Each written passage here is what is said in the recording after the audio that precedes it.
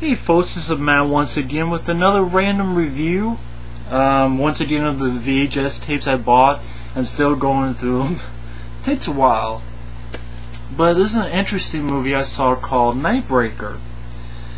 As you can see, it's Emilio Estevez, Martin Sheen, and Leah Thompson. And this is a film that I did a little bit of research. This was actually a made-for-TV movie that was on TNT. And back in the 80s, this is 89. And it is a made-for-TV movie from the 80s, but it was a fairly interesting movie. The film takes place in the modern present time, of course this being the late 80s. And Martin Sheen is sort of a doctor, and they've sort of gone to this convention, and I think Martin Sheen's getting an award for his achievements. And while there, he's visited by someone he doesn't recognize, but he knew way back 30 years ago or so, in a wheelchair. And him and some others sort of want his help, and he's like, "Oh no, I want nothing to do with it." And so then a lot of the film is the flashbacks to when Martin Sheen was younger, and his younger self is played by Emilio Estevez, which is very good casting choice. It's a very cool idea that they did. And Emilio Estevez, the flashbacks, most of the film takes place in the 50s, and basically the story is about how, in real life there were hundreds of thousands of American soldiers that were basically used as test subjects, guinea pigs for the above ground atomic tests. They would test them, and of course this was a time in the 50s, mind you. So this was a time, if you remember, you watch any of those old movies, they would tell kids, "Hey, duck and cover," in school. Like, that's going to do shit when a atomic bomb blast. Get under your desk, which is basically a piece of plywood. Even though this, we've all seen those shots. Look at Terminator 2 or all those shots where, it blasts huge houses and cars like they were, paper. But so it was sort of the golden era of the atomic age. I mean, look at all the sci-fi films of the 50s. How did they become big from radiation and all that stuff? So, but Emilio Estevez, Martin Sheen's character in the 50s, he's in the military, and he's like a psychologist. He gives soldiers questions, true and false, sort of a stress test. Do you feel that the military knows enough about atomic radiation or atomic testing to deem safe? Those type of questions. And basically what happens is he joins the soldiers when these atomic tests erupt, and of course they believe the army, saying, "No, it's you guys are going to be fine. Yeah, you guys are here, but it's well within safe range." Or "Oh, we don't have ditches for you. Just go in." And I know nowadays we're like, "Fuck that. That's stupid. That's dumb." But this was a time where no one knew much about it. And it's like, well, why would the army lie to us? We're soldiers. They're all, why would they lie to us? So you can sort of understand where they're coming from. And it's like if today they put this new TV or this new, say this new 3D thing is this. They're talking about these 3D TVs. Well, what if secretly these 3D TVs actually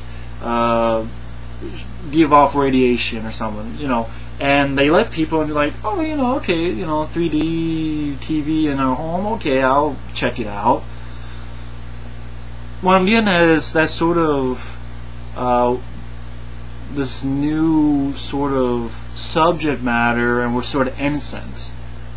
You see something new, and the part of yourself is a little innocent to it, until you realize how reality can really smack you hard. and then decide, okay, now you know. But I know I'm going on and on, but long story short is, it seems like each time these soldiers, along with Emilio, are moved closer to the blast site until the end. And how do I put it?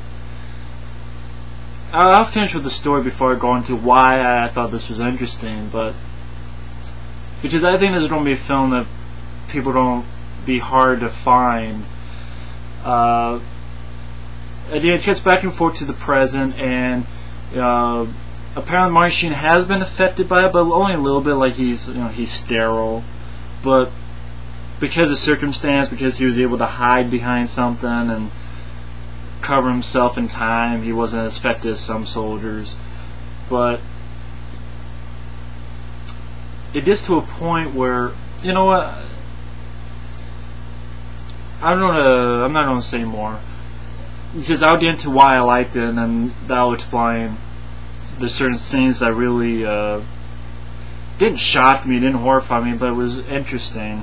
The reason I found it interesting, of course, the subject matter of these soldiers being used as atomic, test subjects, guinea pigs. And you feel sorry, and you have some recognizable faces. You have Joel Pantoliano, that's sort of one of the guy who leads the platoon. James Marshall, which every Sierra 12 did a review of The Shaft, which was a film I like as well, but James Marshall was in that. He was also in A Few Good Men. He's in this movie as one of the soldiers as well. And stuff I like about it, it's the little moments.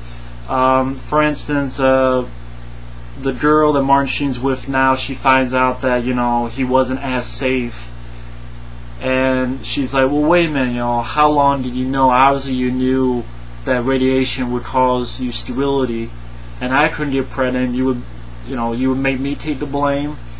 And there's a great moment where Martin Sheen goes, I didn't want to lose you. And he pulls off well, because he sort of has to repeat it, and he sort of loses it, but not too much. He cries a little bit, but not too much. He's not blubbering. He's like, ooh. He cries a little bit, he loses it, and because if you go over the top, you could become laughable. He doesn't do that. And it's just, Martin Sheen's not in it too much. The president isn't too much, but it's good stuff. Again, that scene really pulled in, like she, goes to him, like, never, never. Again, it just seemed hokey and cheesy, but they did it very low key, and I think that's one of the great things about this movie, maybe because it was made for TV, but even then, I mean, it's low key. Nothing's never gets hammy. It's not like someone in a jury going, this is bullshit, It's not hammy and over the top. Like, another low key scene which I liked was Emilio and Joel Pantoliano and the other soldiers want to go to this party where all these women are at, and Leah Thompson's there as well.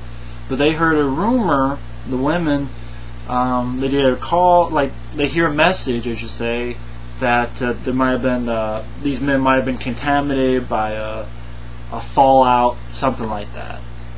And Emilio and Joel Pantoliano are knocking on the door, and the men are in the background. And Leah Thompson, they won't let them in because they're scared, they're contaminated. And it's like, Emilio's like, well, no, it's just paranoia, and you really think we're contaminated? And it's done in a low key way, and it's not like banging on the door, let me in, why did you do? It's not over the top, because if you get over the top, again, you're getting hammy and cheesy and sort of there's a word for it, over dramatic. And it doesn't. It goes low key, and you can just, the faces and the looks that Joel Pantoliano and Emilio gives, and Emilio says a little bit, like, you really think we're contaminated? I mean, just let us in. And basically they leave. They don't cause too much trouble. And I love the score for this movie. And a lot of people say, I remember there's this sort of thing some people say where, oh, if you don't talk about the score, then that means the movie sucks because you can't think of anything other decent. And I disagree, because the reason I talk about music and scores for movies a lot is because it's sort of like a foundation for the movie.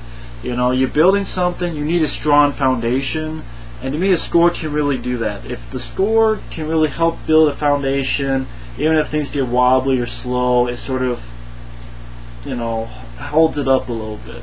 A great score.